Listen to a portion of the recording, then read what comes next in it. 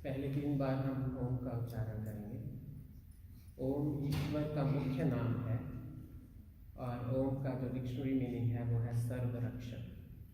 तो जब भी हम ओम का उच्चारण करते हैं हमारे मन में ये भाव होना चाहिए कि वह परमपिता परमात्मा, वह सर्वरक्षक परमात्मा हमारी चहुओं ओर से रक्षा कर रहा है। 3 बार ओम का उच्चारण।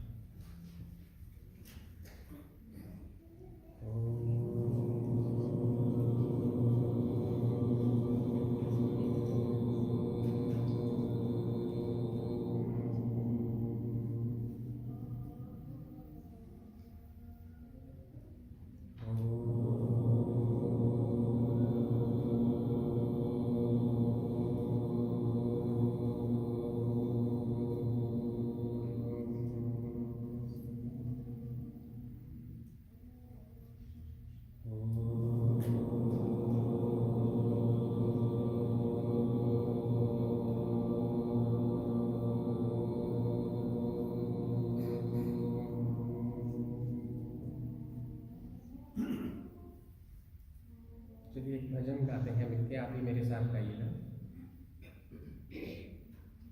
जीवन बीत रहा पल पल में, जीवन बीत रहा पल पल में, किसे पता है कौन जगेगा, किसे पता है कौन जगेगा, आने वाले कल में जीवन बीत रहा पल पल में।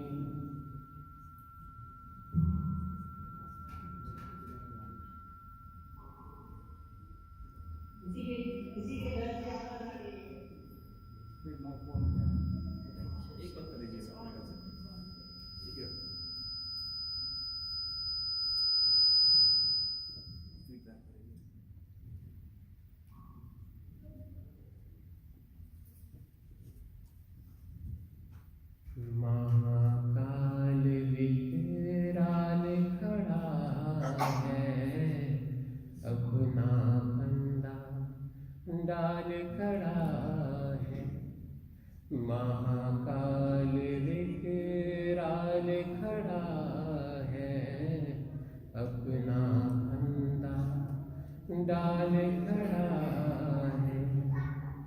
कोई बचाना कोई बचेगा, कोई बचाना कोई बचेगा, मृत्यु की हलचल में जीवन बीत रहा पल पल में, जीवन बीत रहा पल पल में। भरत कहाँ है राम कहाँ है, धर्मराज घनश्याम कहाँ है।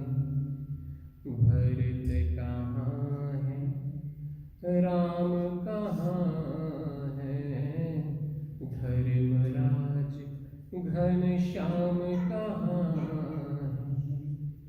है कोई उनका पता बताए, है कोई उनका पता बताए, पूरे भूमंडल में जीवन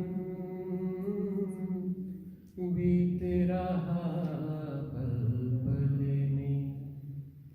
टिम टिम करते नभ में तारे मिट जाएंगे एक दिन सारे। टिम टिम करते नभ में तारे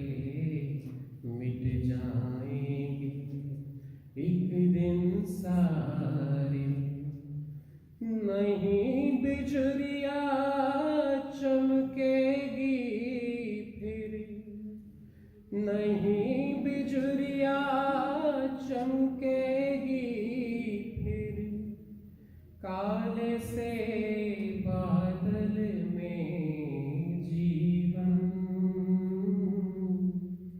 बीत रहा पल पल में जीवन बीत रहा पल पल में किस उलझन में अटक रहा तू मोह माया में भटक रहा तू किस उलझन में अटक रहा तू मोह माया में भटक रहा तू खो दिया है बेमोल ये जीवन खो दिया है बेमोल ये जीवन दुनिया की हलचल में जीवन बीत रहा पल पल में किसे पता है कौन जगेगा आने वाले कल में जीवन बीत रहा पल पल में बीत रहा पल पल में।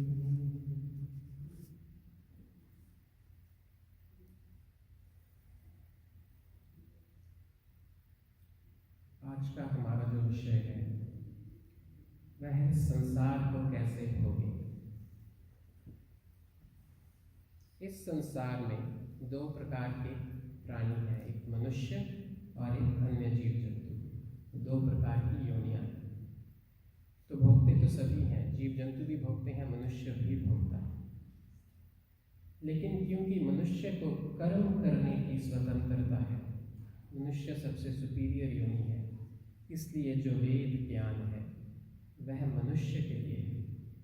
वह उस केवल भोग योनि पशु के लिए नहीं, अपितु इस कर्म योनि मनुष्य के लिए है कि इस संसार को कैसे भोगे। तो इसमें जो हमारा आज का विषय है ईशोपनिषद, जैसे प्रधान जी ने बताया, तो वो शुरू करने से पहले एक और चीज़ इम्पोर्टेंट है मेंशन करनी, स्लाइड 2, कि इस संसार में तीन प्रकार के मनुष्य हैं। तीन प्रकार की जो हमारे संत ऋषि लोग बोलते हैं कि तीन प्रकार की कैटेगरीज हैं मनुष्य में। तो सबसे जो उत्कृष्ट है, जो बेस्ट है, उसको बोलते हैं ऋषि और योगी।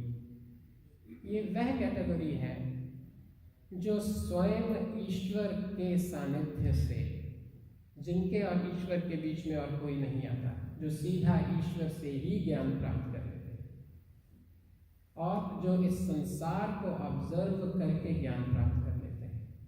उनको किसी गुरु की अथवा किसी ग्रंथ की आवश्यकता नहीं होती। हमारे आगे सबसे जो अच्छा उदाहरण इस वक्त है वो स्वामी दयानंद सरस्वती जी का है। उन्होंने जब मंदिर में शिवलिंग पे चूहे को उद्दंड मचाते हुए देखा, या जब अपने बहन और चाचा की अनटाइमली डेथ को देखा, तो उनको ये आभास हुआ, ये एहसास हुआ कि यह जीवन कुछ और है, इसका उद्देश्य कुछ और है और इसका लक्ष्य कुछ और है। तो ये जो ऋषि और योगी की कैटेगरी है, ये प्रथम कैटेगरी है।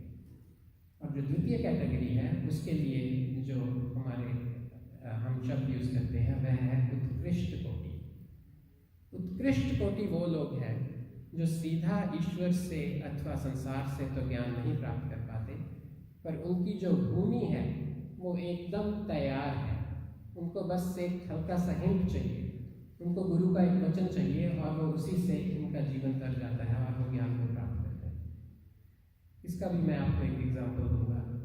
आप सबने सुना होगा युधिष्ठिर जी के बारे में। जब उनके गुरु ने उनको पहली कक्षा में सभी पांडव और कौरवों को कहा कि सदा सत्य बोलो, तो सबने वो पाठ याद तो कर लिया, लेकिन उस पाठ का पालन केवल युधिष्ठिर जी ने ही किया। ये सेकंड कैटेगरी के लोग। इसमें एक और एग्जाम्पल जो है वह है स्वामी श्रद्धानंद जी का, जो बहुत बड़े महात्मा हुए हैं आर्य जगत में। उन्होंने जब स्वामी दयानंद सरस्वती जी को सुना, he was a very affluent person, और बहुत ज़्यादा वो, अगर आप उनकी जीवनी पढ़ें, उनके पास इतने परफ्यूम थे कि आप गिन नहीं सकते। वो शहर के सबसे ज़्यादा एक जो बोलते हैं शौकीन लॉयर थे। उस वक्त उनके पास बग्घी हुआ करती थी, जब लोगों के पास चलने के लिए लोग केवल चलते थे और कुछ नहीं होता था।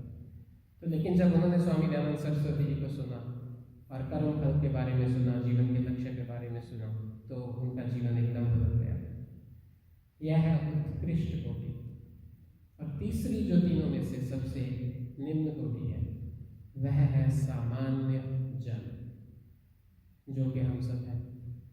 हम में से हो सकता है कोई द्वितीय कोटि का यहाँ हो, अगर है तो मुझे क्षमा करें, लेकिन मेरा यह मानना है कि हम सभी सामान्य जन, जो थर्ड कैटेगरी है, उसमें आते हैं। तो उसके लिए जितना भी ये वैदिक लिटरेचर है, वो सामान्य जनों के लिए बहुत ही लाभप्रद है। उसके बार बार स्वाध्याय से, उसके बार बार चिंतन करने से जो सामान्य जन भी हैं, वो भी उत्कृष्ट हो सकते हैं, वो भी इस जीवन के लक्ष्य को प्राप्त कर सकते हैं। तो उसके लिए जैसे ईश्वर ने आदि सृष्टि में 4 वेद बनाए, फिर 4 उपवेद, फिर 4 ब्राह्मण ग्रंथ, उसके बाद 6 दर्शन, उसके बाद 11 उपनिषद। तो आते आते और उनकी भाषा भी सरल होती है, लेकिन इनका जो सब्जेक्ट था वो वही रहा जो वेदों में है। तो आज हम उसमें से जो पहला उपनिषद है, ईशोपनिषद, उस उपनिषद में जो हमारे लिए सीख है, जो सामान्य जनों के लिए सीख है, उसके बारे में बात करेंगे। Slide 3। Unfortunately, I can't see the slides, so I have to do that. तो संस्कृत इतनी रिच लैंग्वेज है। फॉर एग्जाम्पल, जैसे हम इंग्लिश में वाटर बोलते हैं, तो वाटर को आप उस वर्ड को WATER को आप तोड़ नहीं सकते, या उसका अलग अलग करके कुछ अर्थ नहीं है, बस उसको, पानी को हम वाटर को कहते हैं। लेकिन इस भाषा को समझाने के लिए और उपनिषद शब्द को समझाने के लिए मैं कोशिश करूँगा कि आपको, मतलब you will be surprised when I was hearing it from my Guru, I was also surprised कि एक एक शब्द कितना रिच है। तो उपनिषद जो शब्द है, इसके 3 भाग हैं, उप, नि और शब्द। इन तीनों का अलग अलग अर्थ है। उप का अर्थ है समीप, यहाँ इसको इस तरह से लिया जाएगा, ईश्वर के समीप।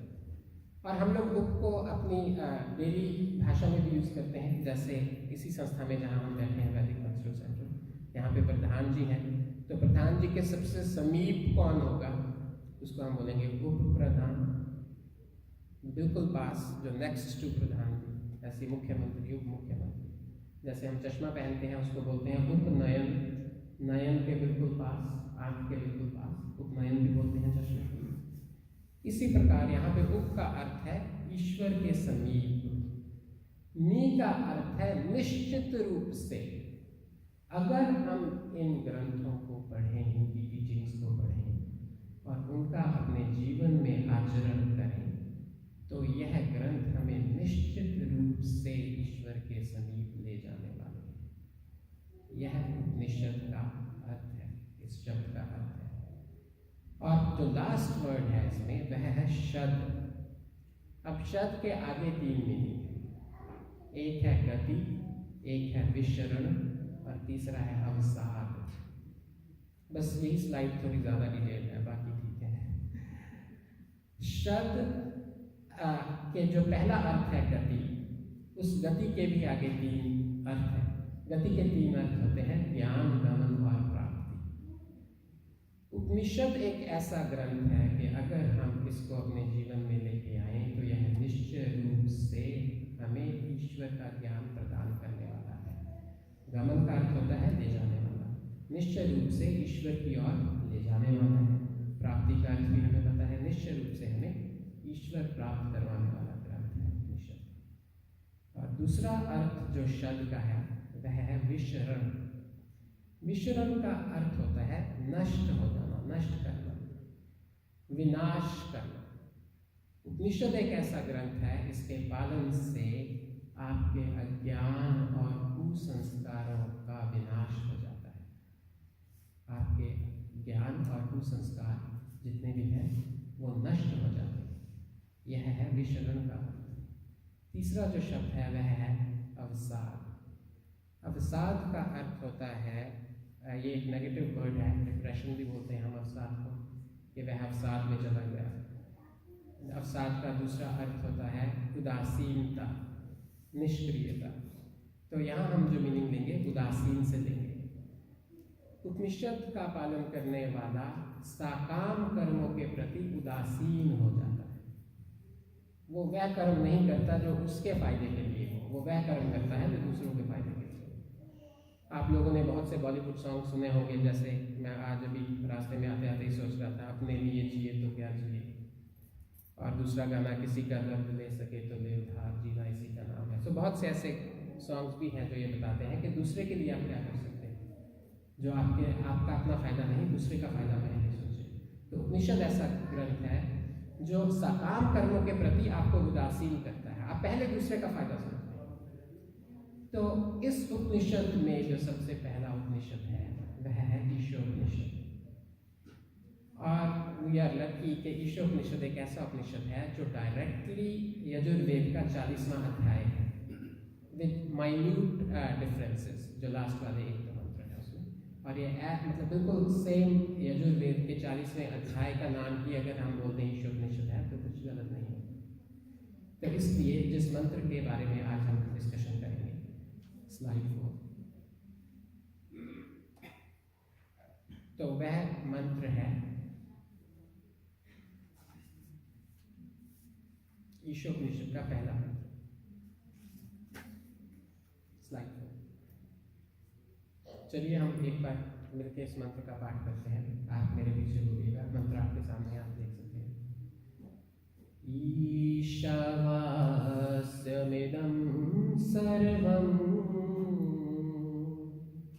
यत्किंच जगत्यां जगत्।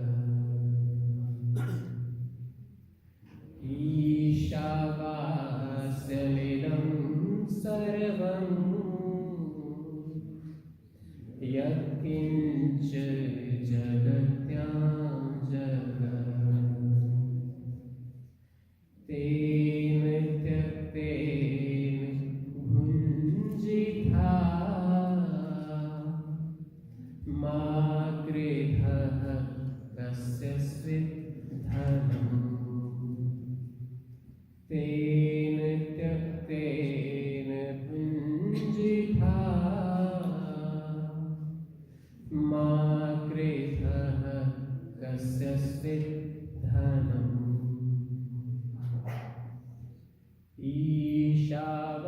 ईशावास्यमिदं सर्वं यत्किंच जगत्यां जगत्। ईशावास्यमिदं सर्वं यत्किंच जगत्यां जगत्। तेन त्यक्तेन भुञ्जिथा मा गृहः कस्यचित् धनम्। तेन त्यक्तेन भुञ्जिथा मा गृहः कस्यचित् धनम्। यह यजुर्वेद के 40वें अध्याय का पहला मंत्र है। इस मंत्र में 2 भाग हैं। पहले भाग को हम पूर्वार्ध बोलते हैं, दूसरे को उत्तरार्ध बोलते हैं। तो जिस प्रकार वेद को ईश्वरीय वाणी कहा गया है, और ईश्वर को पता है कि जो मनुष्य है ये बहुत इंटेलिजेंट क्रिएचर है, इसको कुछ करने को कहो तो ये सबसे पहले पूछता है मैं क्यों करूं। तो इसलिए इस मंत्र का जो पहला हिस्सा है, जो पहला पूरा भाग है, वो सिर्फ थ्योरी है। उसमें ईश्वर ने हमें थ्योरी बताई है, हमें सिद्धांत बताया है, प्रिंसिपल बताया है। और फिर उसके बेसिस पे जो सेकंड हाफ ऑफ मंत्र है उसमें प्रैक्टिस है। उसमें हमें बताया है कि उस थियरी के बेसिस पे हमें क्या प्रैक्टिस करना है। और कुछ विद्वान तो यहाँ तक बोलते हैं कि अगर सारा वैदिक लिटरेचर लुप्त हो जाए तो ईशोपनिषद का पहला और दूसरा मंत्र अगर ले लिया जाए, ये मिलके पूरे वैदिक लिटरेचर को रिकंस्ट्रक्ट कर सकते हैं। और जिस प्रकार कहते हैं कि हर मंत्र गागर में सागर होता है, इसलिए हम किसी भी मंत्र को पूरी तरह से समझ नहीं सकते, उसको पूरी तरह से एक्सप्लेन नहीं कर सकते। इसलिए मैंने जो अपने गुरुओं से सुना, जो मुझे समझ आया, उसके बेसिस पे इस मंत्र का एक, जिसको बोलते हैं थोड़ा सा एक झलक, वो हम समझने का प्रयास करेंगे। तो पहले हम स्लाइड 5 में वर्ड मीनिंग क्विकली देख लेते हैं। तो जो पहला भाग है मंत्र का, वो है ईशावास्यम इदम सर्वम यत् किंच जगत्याम जगत। ईश्वर के द्वारा आच्छादन किया हुआ। आज जब हमने यज्ञ शुरू किया तो सबसे पहले हमने जब जल से आचमन किया तो हम क्या बोलते हैं? ओम अमृत उपस्रणमसि स्वाहा, ओम अमृता अपिधानमसि स्वाहा। हे परमपिता परमात्मा, आप ही मेरा बेस है और आप ही मेरी ओढ़नी है, अर्थात आप मेरे नीचे ऊपर दाएं बाएं आगे पीछे सब जगह आप विराजमान है। तो उसी को यहाँ वास्यम से कहा है, आच्छादन। ईश्वर इदम, यह सारा, सर्वम सारा, यत् जो, किंच कुछ भी, जगत्याम जगत, इस जगत में, इस संसार में जो भी जड़ एवं चेतन पदार्थ है, उन सभी में ईश्वर विराजमान है। स्वामी दयानंद सरस्वती ने जगत्याम शब्द को बहुत अच्छे तरीके से समझाया है। स्वामी जी ने जगत्याम को और इलेबोरेट करते हुए लिखा है कि जगत्याम का अर्थ है जो संसार आप भोगते हैं उसमें सब जगह व्याप्त है। अगर हमें कोई कह दे कि ईश्वर मंगल ग्रह पे है तो हम वी वोंट केयर, हम कहेंगे हमें क्या। इसलिए स्वामी जी ने इस पे फोकस किया है कि नहीं, जो संसार आप भोगते हैं, जो आप, जिसमें आप रह रहे हैं, उस संसार में जो जड़ और चेतन पदार्थ है, उन सभी में ईश्वर है। तो इसलिए ईश्वर हमारे आसपास सब जगह है। अब इस जो फर्स्ट पार्ट है, इसमें कुछ चीज़ें, 2-3 चीज़ें हैं जो हमें और इलेबोरेट करनी पड़ेंगी। एक तो हम वास्यम शब्द को इलेबोरेट करेंगे, एक हम जगत को इलेबोरेट करेंगे। ये 2 की वर्ड्स हैं इस फर्स्ट पार्ट ऑफ मंत्र के।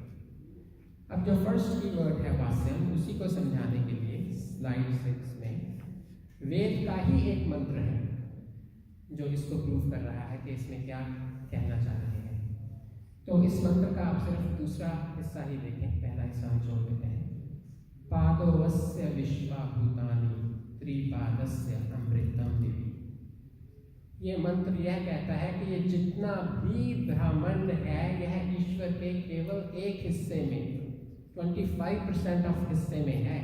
इसके अलावा 3/4 हिस्सा जो है उसमें केवल और केवल ईश्वर ही है, ईश्वर के अतिरिक्त और कुछ नहीं। तो ईश्वर इस संसार के भी परे है, इसके अतिरिक्त भी है। तो बहुत मोटी भाषा में मैंने इसको कैसे समझा, आप समझ लीजिए मैं कारपेंटर हूँ और मैं ये टेबल बना रहा हूँ। तो मैं इस टेबल को बनाते हुए इस टेबल के साथ तो होऊंगा ही, लेकिन इस टेबल के अतिरिक्त भी तो हूँ। इस टेबल के अलावा जो स्थान है वहाँ भी तो मैं हूँ। तो इसी तरह से आप इस पॉइंट को समझ सकते हैं कि इस ब्रह्मांड में तो ईश्वर है ही, लेकिन ईश्वर इस ब्रह्मांड के अतिरिक्त भी है। और I don't know how big the slides are. एक इसमें मैंने छोटा सा पॉइंट बनाया है शेडेड एरिया में, वो हम सभी को खुश करने के लिए बनाया है। ये पृथ्वी है, वैसे पृथ्वी इतनी बड़ी नहीं है। अगर ये सारा ब्रह्मांड है जो शेडेड एरिया है, तो पृथ्वी इसमें नेकेड आई से इनविजिबल है।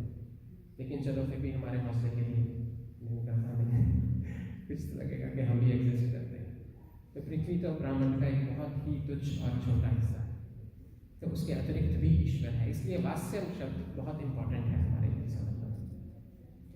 अब जो फर्स्ट पार्ट है उसमें अगर आप देखिए, ईशावास्यमिदं सर्वम यत् किंच जगत्याम जगत, के इस जगत में जो भी जड़ चेतन पदार्थ है उनमें ईश्वर भी है और ईश्वर सब जगह है। तो अब इससे एक और चीज़ डिराइव होती है, अगर आप सोचें स्लाइड 7।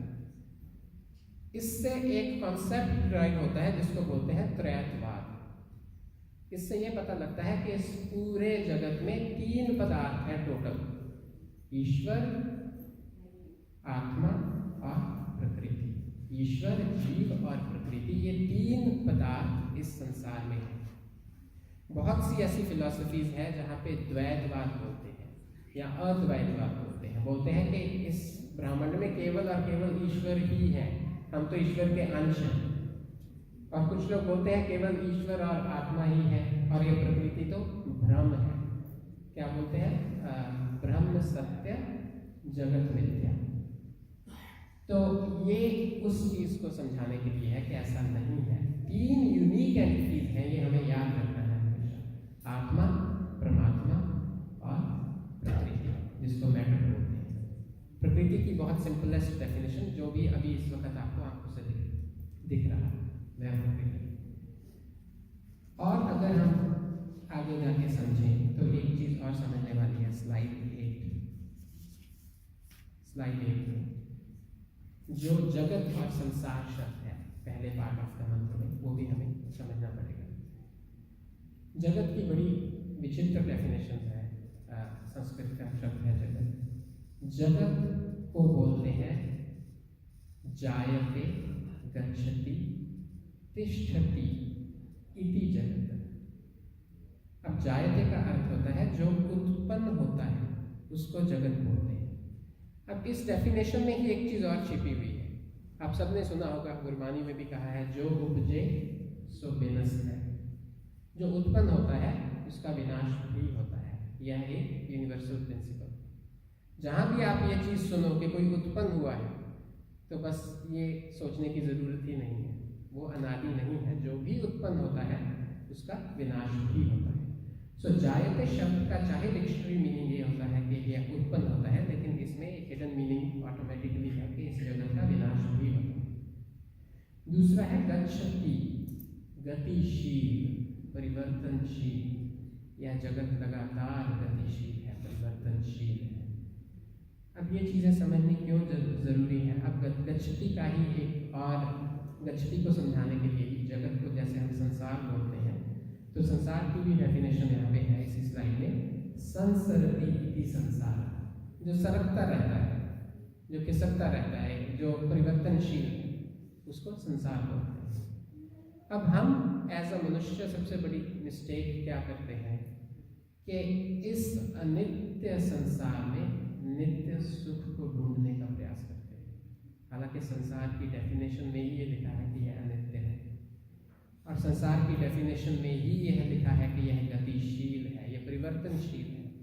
तो हम इस परिवर्तनशील संसार में स्थायी सुख को ढूंढने का प्रयास करते हैं।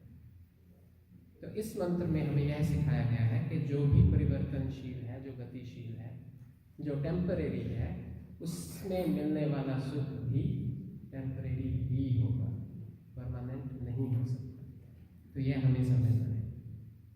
और इस संसार में जो वास करने वाला ईश्वर है, अभी हम फर्स्ट पार्ट को ही डिस्कस कर रहे हैं, जो मंत्र का फर्स्ट पार्ट है। इस संसार को में जो बसने वाला ईश्वर है, वही इसको उत्पन्न करने वाला है, और वही ईश्वर इस संसार को उत्पन्न करने के उपरांत वेद ज्ञान देता है, और वही इन आत्माओं को किए हुए कर्मों के अनुसार फल देता है। और वह फल जन्म के रूप में भी हो सकता है और मुक्ति के रूप में भी हो सकता है। और वही ईश्वर इस संसार का संचालन करता है, और अंत में वही ईश्वर इस संसार का प्रलय करता है, क्योंकि जहाँ उत्पत्ति है वहाँ अंत तो होगा ही। तो जो तिष्ठति तीसरा शब्द है गच्छति के बाद, तिष्ठति का यहाँ अर्थ यही होगा कि संसार जब उत्पन्न होता है तो कुछ समय के लिए टिकता भी है, इसकी कुछ अवधि भी है, इसकी कुछ ड्यूरेशन है, कुछ टाइम स्पैन है, जितनी देर ये रहता है प्रलय होने से पहले। तो यह जगत शब्द का यहाँ पे हमें अर्थ समझना पड़ेगा, जो मंत्र में जगत्याम जगत शब्द आया है। तो बेसिकली जब हम अभी सेकंड पार्ट जो है स्लाइड 9 पे, उसमें जाने से पहले एक लाइन में अगर हम समझना चाहें तो पहला जो भाग है मंत्र का वो ये कहता है कि हे मनुष्यों, यह जो संसार है, इसमें जो भी जड़ चेतन पदार्थ है उन सब में वह सर्वशक्तिमान सर्वव्यापक परमात्मा विराजमान है, और वही इस संसार को उत्पन्न करने वाला, चलाने वाला और इसके प्रलय करने वाला है। और इस संसार में 3 यूनिक एंटिटीज हैं, वो क्या है? परमात्मा, प्रकृति और आत्मा। अब जो दूसरा भाग है इस मंत्र का, वह कहता है तेन त्यक्तेन भुंजिता मां गृधा कस्य स्वित धन। तेन के 2 अर्थ हैं, स्लाइड 9। तेन का पहला अर्थ है उस ईश्वर के द्वारा त्यागे हुए। अब ईश्वर को तो भोग करना नहीं, ईश्वर को भोग उसको करना होता है जिसका शरीर होता है। जितना भी हम भोगते हैं, स्वामी जी हमें जब मैं बहुत छोटा था शिविर में जाया करता था तो हमें बनाना मिलता था ब्रेकफास्ट में। तो स्वामी जी वहीं बैठे होते थे सामने, वो कहते थे इसको थोड़ा दो, ये ज़्यादा लेगा लोभवश। तो फिर स्वामी जी समझाया करते थे ये बनाना आपकी आत्मा में नहीं जाता, ये बनाना है मैटर है, प्रकृति से बना हुआ पदार्थ है, ये आपके शरीर में ही जाता है। प्रकृति को ही प्रकृति की आवश्यकता होती है भोगने के लिए, आत्मा को बनाना नहीं चाहिए, शरीर को चाहिए। आत्मा को भोजन नहीं चाहिए, शरीर को चाहिए। तो इसलिए ईश्वर का तो शरीर है नहीं, इसलिए ईश्वर को यह प्रकृति से बना हुआ संसार नहीं चाहिए। ईश्वर ने तो यह हमारे लिए, हमारे कर्म करने के लिए और भोगने के लिए बनाया है। इसलिए वो कहते हैं इस मंत्र में तेन त्यक्तेन, उस ईश्वर के द्वारा त्याग किए हुए, मतलब जीवात्माओं के लिए त्याग किए हुए। या इसका दूसरा अर्थ जो मिलता है वो ये है कि उस ईश्वर के द्वारा दिए हुए इस संसार को, त्यक्तेन का अर्थ है त्याग पूर्वक भोग करो, कि हम इसको त्याग पूर्वक भोग करें। भुंजिता, भुंजिता का अर्थ है भोग करना। माँ का मतलब है नहीं, मत करो। गृधः का अर्थ है लोभ। अब कस्य भी बहुत इंटरेस्टिंग इसमें शब्द है। कस्य के 2 मीनिंग है। तो है किसी के धन का लोभ ना करो, जो आपको मिला है उसी में खुश रहो। और हम यज्ञ में भी पढ़ते हैं कस्मै देवाय हविषा विदेह। तो कह जो शब्द है वो सुख स्वरूप मुक्ति प्रदाता ईश्वर के लिए भी आया। तो इसमें यह भी कहा है कि यह जो सारा संसार है इसकी अल्टीमेट ओनरशिप तो ईश्वर की है, इसलिए उस ईश्वर के इस ऐश्वर्य का, उस ईश्वर के द्वारा दिए हुए इस धन का, इस भोग पदार्थों का त्याग पूर्वक भोग करो बिना किसी लोभ के। यह है सेकंड पार्ट ऑफ द मंत्र। अब इसमें भी कुछ शब्द हैं जिनको हमें थोड़ा डिटेल में समझना होगा। एक है त्यक्तेन और दूसरा है मां गृधः। पहले हम त्यक्तेन को समझने का प्रयास करेंगे जो कि स्लाइड 10 में है। अब कोई हमें बोलता है त्याग पूर्वक भोग करो। अब ये बात समझ में नहीं आती कि करूं क्या, त्याग पूर्वक भोग का क्या अर्थ है। तो इसलिए ऋषियों ने इसको और इलेबोरेट करने के लिए समझाया कि 3 चीज़ें अगर आप करोगे, 3 चीज़ें आप प्रैक्टिस करोगे तो ऑटोमेटिकली त्याग पूर्वक भोग हो जाएगा। उसमें जो पहली कंडीशन है, जो पहली कंडीशन रखी है वह है स्वस्वामी संबंध परित्याग। स्वस्वामी का अर्थ है मैं मेरा। सबसे पहले जो ओनरशिप है वो जैसे प्रथम पार्ट ऑफ द मंत्र में कहा कि वो ईश्वर की है, यह याद रखना है हमें। तो ओनरशिप ईश्वर की है, मेरी नहीं है। स्वस्वामी संबंध को तोड़ो। जब तक हम स्वस्वामी संबंध को नहीं तोड़ते तब तक हम त्यागपूर्वक भोग कर ही नहीं सकते। अब बहुत छोटे छोटे इसमें एग्जाम्पल्स हैं, और जो हम स्वामित्व करते हैं, जो ओनरशिप करते हैं, वो जड़ पदार्थों की भी करते हैं और चेतन से भी करते हैं, दोनों से करते हैं, दोनों से हमारा लगाव है। जैसे मैं आज के परिप्रेक्ष्य में अगर एग्जाम्पल दूँ, अगर आपके पास एक लीज्ड कार है और एक ओन्ड कार है, अब दोनों में आप डेफिनेटली आपका जो व्यवहार होगा या आपकी जो अटैचमेंट होगी वो डिफरेंट होगी। लीज्ड कार आपको पता है आपने वापस करनी है, ओन्ड कार को आप डिफरेंट तरीके से हैंडल करते हैं।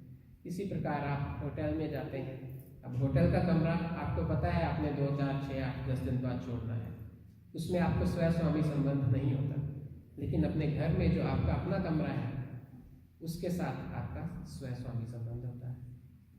तो एज अ सोशल वर्कर मैंने कुछ देर काम किया यूथ एंड पेरेंट्स के साथ भी।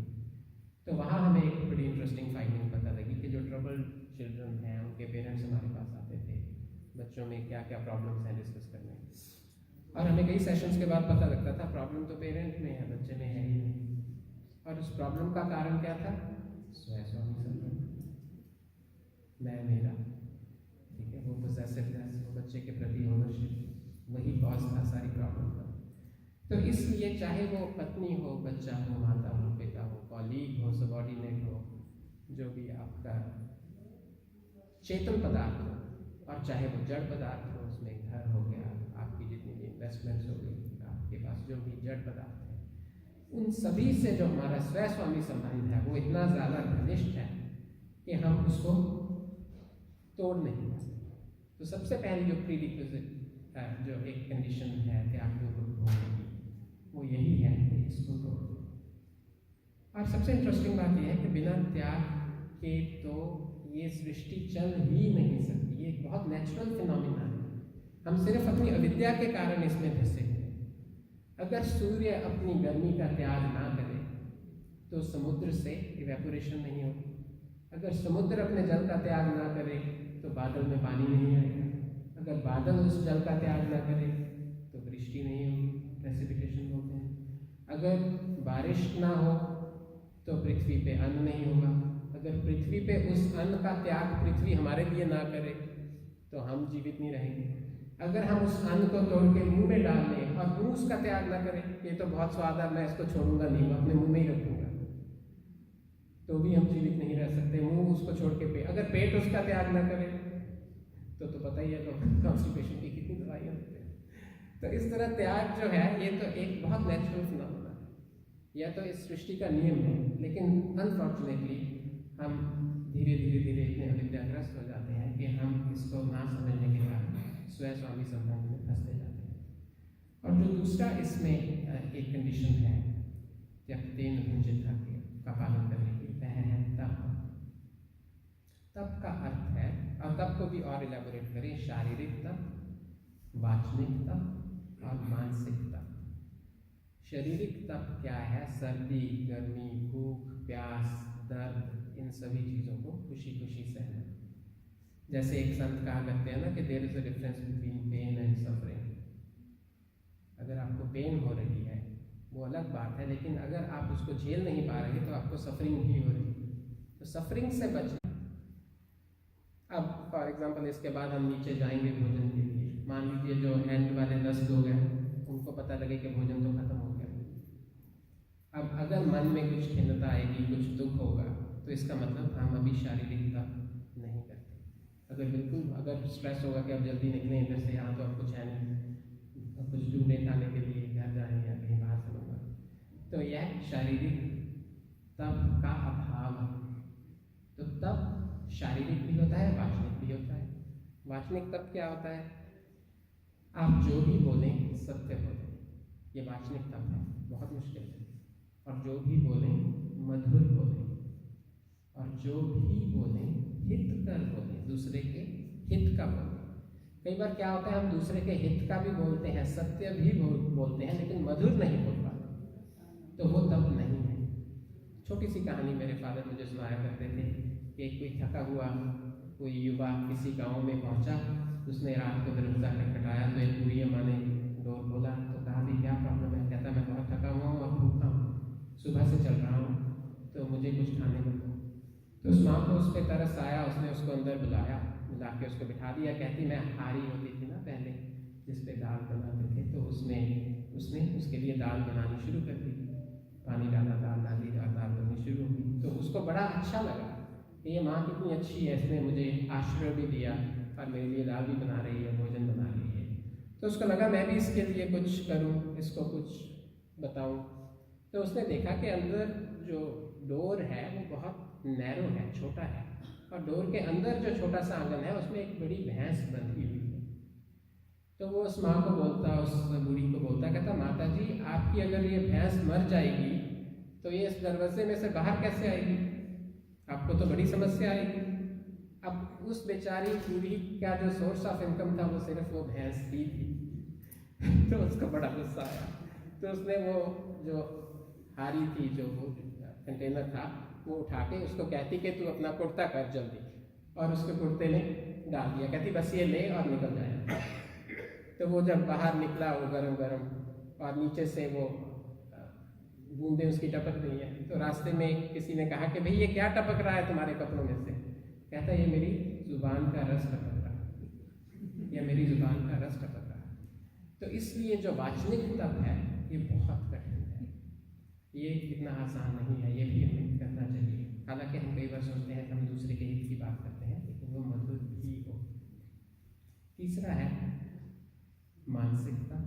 मानसिक तप तीनों में से सबसे टफ है, क्योंकि मन से ही सब कुछ शुरू होता है। पहले सारी प्लानिंग कहाँ होती है? मन में। उसके बाद वो प्लानिंग वाणी और शरीर में आती है। तो मानसिक तप में क्या है? ईर्ष्या, लोभ, द्वेष, जितने भी ये सारे दुर्व्यसन हैं, ये मानसिक रोग में या मानसिक अतप में आते हैं। तो मानसिक तप यही है कि ईर्ष्या ना करो, द्वेष ना करो, इस तरह हम इसको समझें तप को। और तीसरा जो है वह है संतोष, जो तीसरी कंडीशन है। संतोष की बहुत सिंपल डेफिनेशन मैं एक लाइन में बताता हूँ, हमारे पास समय कम है भी। संतोष की डेफिनेशन जो मुझे स्वामी जी ने बताई थी वो ये थी कि आप किसी भी अच्छी वस्तु को प्राप्त करने के लिए अपनी पूरी शक्ति और प्रयास लगाने के बाद जो भी प्राप्त करते हैं उसी में अगर खुश रहें, यह संतोष है। आप कोई जॉब करते हैं, कोई बिजनेस करते हैं, उसमें आप पूरी मेहनत से अपना काम करते हैं, उसके बदले में जो भी आपको मिला, रेम्यूनरेशन, प्रॉफिट, वो जितना भी था, जो भी था, आप उसी में खुश रहें, उससे अधिक के बारे में ना सोचें। तो यह संतोष कहलाता है। तभी कहा गया है कि जो संतोष है ये सबसे बड़ा धन है। जिसके पास संतोष धन है उसको और किसी धन की आवश्यकता ही नहीं है। तो जब हमारे जीवन में स्वयं स्वामी संबंध का परित्याग होगा, तब आएगा और संतोष आएगा, तब हम स्वयं ही त्याग पूर्वक भोग करने लगेंगे। हमें उसके लिए कुछ एक्स्ट्रा सीखना नहीं पड़ेगा। दूसरा इस मंत्र का जो अंतिम विषय है मेरा आज का, जो अंतिम भाग मैं आपको बताना चाहता हूँ, वह है माँ गृधः। गृधः के भी दो अर्थ है। एक गृधः का अर्थ है लास्ट स्लाइड, गिद्ध को भी गृधः बोलते हैं। जो गिद्ध होता है ना, आप देख रहे होंगे स्लाइड में, तो इसका काम ये होता है कि ये आसमान में यही ढूंढता है कि कौन घायल है, कौन मर रहा है, कौन वूंडेड है, और वही मेरा सोर्स ऑफ, मतलब उसी से मैं अपना पालन पोषण करूँगा। ये गिद्ध का यही काम होता है। तो वक्ता माँ गृधः, गिद्ध मत बन, गिद्ध मत बन, गिद्ध की तरह व्यवहार मत कर। कस्य धन, ये धन किसका है? तो इसको भी इलाबोरेट करने के लिए मैं आपको एक तो बहुत छोटे छोटे उदाहरण दूंगा। सबसे पहला उदाहरण स्वामी जी हमें बताते थे, और बहुत इंटरेस्टिंग उदाहरण है ये। वह अगर आप एक देखें, येलो कलर की इसमें पिक्चर है, उसमें आपको अच्छी तरह शायद नहीं दिख रहा होगा। एक चाशनी का बहुत बड़ा बर्तन है और उसमें मक्खियाँ भरी हुई हैं। तो स्वामी जी बताते थे कि जो तो बहुत ज़्यादा लोभी मक्खी होती है वो सीधा सीधा आके चाशनी के ऊपर लैंड करती है और मृत्यु को प्राप्त होती है। जो थोड़ी संतोषवादी होती है वो बिल्कुल उसके किनारे पे आके बैठती है और थोड़ा सा लेके जितना चाहिए उड़ जाती है। तो वो बोलते हैं जो भी गृधः, जो भी लोभ करता है, उसका अंत हमेशा बुरा होता है। तो वो ये उदाहरण दिया करते थे। और आपने भी, अगर आप काफ़ी देर इंडिया थे पहले, तो आपने भी वहाँ कई हलवाइयों के यहाँ देखा होगा। मैंने तो देखा है चाशनी में बहुत सी मक्खियाँ, चींटियाँ। तो जो ज़्यादा लोभी हैं वो मृत्यु को प्राप्त होती है। और इसमें और एक बहुत अच्छा उदाहरण है संतोष को समझाने के लिए, और लोभ का भी इसमें भाग है। आप एक फोटो देख रहे होंगे जिसमें एक गुरु है और सामने एक व्यक्ति बैठा है। तो एक सेठ किसी गुरु के पास गए, उन्होंने जाके कहा कि मेरे पास इतना धन है कि मेरे आने वाली 4 जनरेशन अगर कुछ ना करें तो हमें कोई फाइनेंशियल इश्यूज नहीं आएंगे, लेकिन मुझे बहुत बेचैनी और इनसिक्योरिटी रहती है। मुझे ऐसा लगता है कि ये इनफ नहीं है, तो आप मेरी हेल्प करें। तो कुछ सोचने के बाद उसको गुरु ने कहा कि अच्छा, मैं तुम्हें एक होमवर्क देता हूँ करने के लिए, एक छोटा सा काम करो, उससे हो सकता है तुम्हारी हेल्प हो जाए। तो सेठ ने कहा वो क्या? उसने कहा कि एक बोरी आटा और एक बोरी दाल ये खरीदो, और खरीद के अपने मोहल्ले में, अपने नेबरहुड में सबसे जो गरीब तुम्हें घर मिले, सबसे पुराना छोटा टूटा हुआ, वहाँ जाके उनको दे आओ, उससे तुम्हारी ये प्रॉब्लम रिजॉल्व हो जाएगी। तो वो बड़ा खुश हुआ कि it's a very simple solution. तो घर जाके अपनी वाइफ को कहा उसने कि मैं तो अभी करने लगा हूँ। वो कहती मैं भी साथ चलूँ। तो उन्होंने अपने वर्कर को कहा, उसने दोनों चीज़ें खरीदी और साथ में चले गए। घूमते घूमते घर मिला, उसकी जो बाउंड्री वॉल थी वो भी टूटी हुई थी, डोर भी टूटा हुआ था, बल्कि जब डोर को नॉक किया तो वो खुल गया, मतलब इतना टूटा हुआ था कि वो नॉक करते ही खुल गया। तो उन्होंने देखा कि एक 16-17 साल की बच्ची झाड़ू लगा रही है। तो सेठ ने उसको आवाज़ देके कहा कि बेटा इधर आओ। तो उसने कहा, कहता हम आपके लिए आटा और दाल लेके आए हैं। तो वो बच्ची एकदम खुश हो गई और कहती अच्छा, आपका बहुत बहुत धन्यवाद, पर पहले मैं अपनी मम्मा से पूछ लूँ। तो वो भाग के अंदर किचन में गई। तो उसने किचन में मम्मा को पूछा कि मम्मा ऐसे कोई आया है हमें एक बोरी गेहूँ और एक बोरी दाल देने के लिए, मैं ले लूँ? तो उसकी माँ उसको, वो अंदर कुकिंग कर रही होगी तो ऊंचे से बोलती है, इधर सेठ और उनकी वाइफ को भी सुन गया। वो बोलती बेटे आज का खाना तो हमारे घर पे है, आज का इंतज़ाम तो हमारे घर पे है, उनको मना कर दो, हमें नहीं चाहिए। तो यह सुन के उस सेठ को लगा कि मेरे पास 200 साल का है और मैं इनसिक्योर हूँ, इनके पास आज रात तक का है और ये सिक्योर है। तो ये एक उदाहरण है संतोष की, जिसमें संतोष होता है उसको और कुछ नहीं चाहिए। और लास्ट, अपनी वाणी को विराम देने से पहले एक और एग्जांपल दूंगा। I strongly believe in narratives and I also practise narrative therapy as a counsellor. So I strongly believe कि हम स्टोरीज से बहुत कुछ सीखते हैं, तो इसलिए मैं हमेशा कोशिश करता हूँ आपको कुछ एग्जाम्पल्स दूँ। तीसरा एग्जाम्पल था, जो लास्ट पिक्चर आप देख रहे हैं कि 2 किसान खड़े हैं और एक व्यक्ति बीच में बैठा है। ये भी आज सुबह जब मैं अपने फादर से बात कर रहा था तो उन्होंने मुझे ये स्टोरी सुनाई, तो मुझे लगा शेयर। तो 2 भाई आपस में एक खेत में खड़े आपस में लड़ रहे होते। वो कहता है ये खेत मेरा है, दूसरा कहता है ये खेत मेरा है। तो एक फकीर जा रहा होता रास्ते में, तो जाते जाते वो दोनों की लड़ाई देखता है और उनके पास आके बोलता भाई क्यों लड़ रहे हो, क्या हो गया? तो वो कहता हमारे पिताजी मरने से पहले बोल के गए थे कि ये खेत मुझे देकर जाएंगे। छोटा भाई बोलता बिल्कुल भी नहीं, ये तो मुझे बोल के गए थे कि ये मुझे देके जाएंगे। तो वो फकीर दोनों की लड़ाई सुनते सुनते बोलता भाई तुम इस ज़मीन के लिए लड़ रहे हो, इस धरती के लिए लड़ रहे हो, क्यों ना इस भूमि से ही पूछ लें कि ये किसकी है? तो वो बड़े हैरान हुए, कहते अच्छा ऐसा भी होता है? कहता हाँ मैं पूछ लेता हूँ, मैं पूछ के बता देता हूँ। तो वो कहते पूछो। तो वो बैठ के उसने अपना कान ज़मीन पे लगाया और थोड़ी देर कुछ सुनने के बाद ऊंचा ऊंचा हंसने लगा। और वो दोनों भाई बड़े हैरान हुए, कहते क्या हुआ? पूछा कुछ कहा उसने? कहता हाँ कहा। कहते क्या कहा? तो हंस क्यों रहे हो? कहता ये तो बिल्कुल कुछ और ही कह रही है इसलिए हंस रहा हूँ। कहता क्या कह रही है? कहता तुम दोनों तो कह रहे हो कि यह मेरी है, ये कह रही है कि तुम दोनों इसके हो। यह कह रही है दोनों मेरे हैं। कहता इसलिए मुझे हंसी आ गई कि रियलिटी तो कुछ और है, तुम दोनों इसके हो।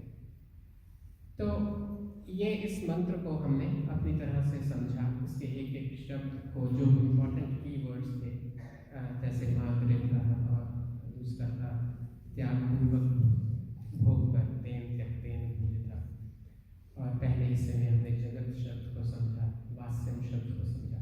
इसलिए आप भी इनका चिंतन करते रहिए।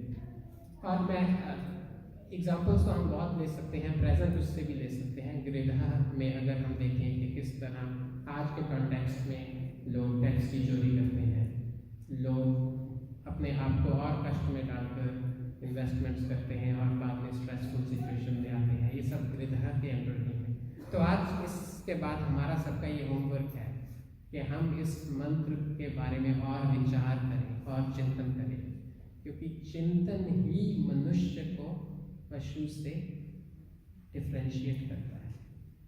स्वामी जी कहा करते थे मनुष्य और पशु में सबसे बड़ा अंतर ये है कि मनुष्य चिंतन कर सकता है और पशु चिंतन नहीं कर सकता। इसलिए ये हमारा कर्तव्य है कि हम रोज स्वाध्याय करें, इन ग्रंथों को पढ़ें, इनमें कही हुई जो हिडन चीज़ें हैं उनको ढूंढने की कोशिश करें और उस ज्ञान को, उस थ्योरी को अपनी लाइफ में लाकर उसको प्रैक्टिस करके हम भी उत्कृष्ट हों और इस जीवन के लक्ष्य को प्राप्त करें। जो हम ईश्वर प्राप्ति शब्द यूज करते हैं उसका सिंपल मीनिंग यही है, सब प्रकार के सभी दुखों से पूर्ण रूप से छुटना और आनंद को प्राप्त करना, यही ईश्वर प्राप्ति है, यही हम सबका लक्ष्य है। और यह ईश्वर के साथ जुड़कर ही होगा, क्योंकि इस अनित्य और टेम्परेरी और परिवर्तनशील सृष्टि के साथ जुड़कर हम परमानेंट और नित्य सुख की प्राप्ति